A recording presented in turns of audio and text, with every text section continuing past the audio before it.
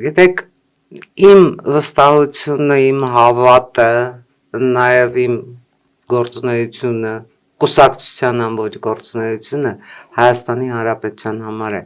որովհետև ոչ այնքան խնդիր է, արդյոք Հանրապետությունը կլինի 2026-ի հունիսի 7-ին ընտրվող խորհրդարանում,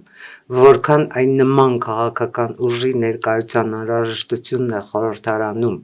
որովհետև միայն այդ պարագայում մենք կարող ենք իսկապես ստեղծել հավասարակշռ վիճակ եւ ոչ թե ներկայությունը իբրև ասենք 4%-ը հաղթահարած քաղաքական ուժ, այլ հնարավորինս մեծ ներկայությունը,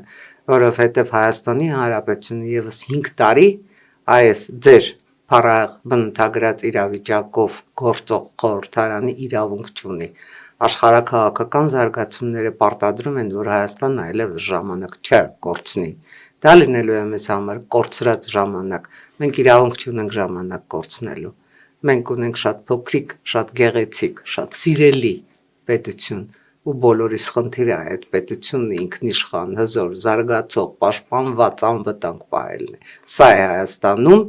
գործող հանրապետություն կուսակցության բուն խնդիրը։